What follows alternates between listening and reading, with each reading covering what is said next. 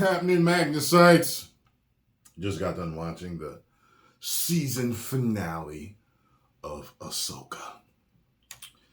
And, when I was watching this, I couldn't help but think about this journey that I've been on, that we've been on as Star Wars fans, I,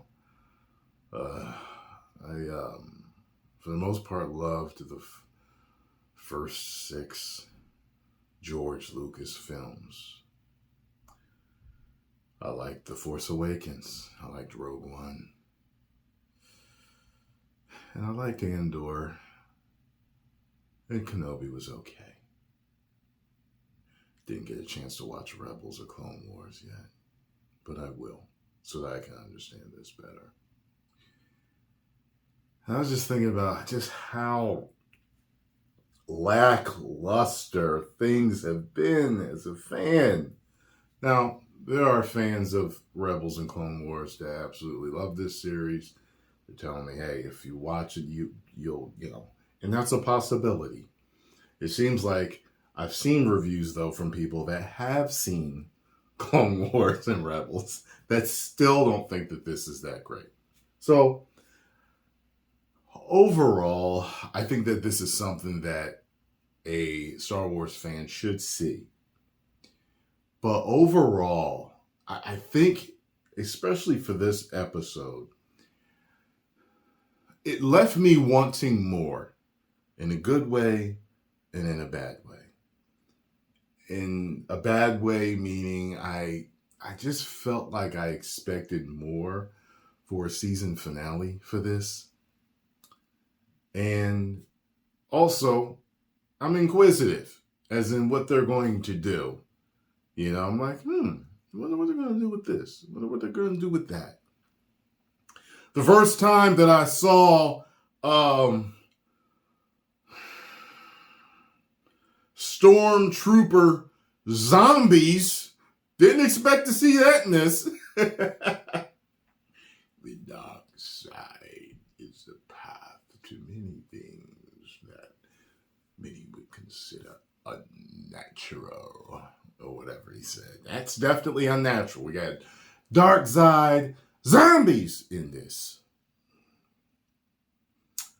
It was shot well, directed well, as usual, looked great, but I was very mellow throughout the whole thing.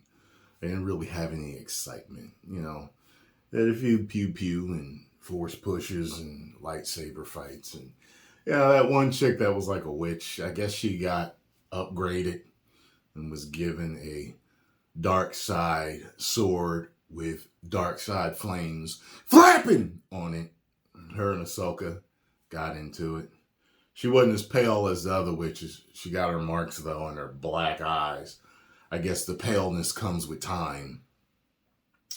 Ahsoka handed her ass to her. Sabine and Ezra, did their Sabine and Ezra side people thing. I gotta say, though, I'm starting to like Thrawn. I already thought he was an interesting character, very mellow villain. He's someone else I want more from. See what he's got planned. I guess we'll just have to see what happens to the little dark side Padawan. And then her master's off and about doing his thing in the mountains. But he's the man who played him is gone now. He had a really cool, powerful presence. Wonder who they're going to get to replace him in season 2. And with how they ended it, Thrawn's doing his thing. Gone. I was like, I know it's going to happen. He's going to leave them in the dust after he gives this speech. That's exactly what he did. And Anakin is watching Ahsoka at the end. His Force Ghost is. So what it makes me wonder is if he's going to be her Obi-Wan. Run, Luke. Coming around the corner in the swamps and talking to her. And, I'm wondering if that's what's going to happen going forward. I would find that very interesting. I would watch for that. He still has, like they, youth him up, but he has a Michael Jackson-ish look to his face. He just looks too soft and pale. So it looks weird, but whatever. They did what we asked him to do, but I just don't think it was a super great job of making him look younger.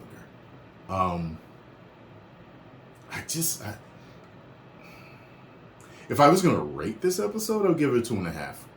2.5 out of 5. I'm right there in the middle with it. I'm just like, And you guys know I didn't review last week's. I didn't have it in me. I was just bored. That episode was more like a 2 to me. You know what I mean? So everything has gotten anywhere from like a 3 with me to a 2.5 to a 2. You know what I mean? So, overall, the whole series is just okay. But for those of you, I guess, that have seen Rebels and Clone Wars, I would suggest that you watch it. And if you are a Star Wars fan, give it a shot. You never know. But I just, hope they do a lot better in the second season. And maybe liven Ahsoka up a little bit.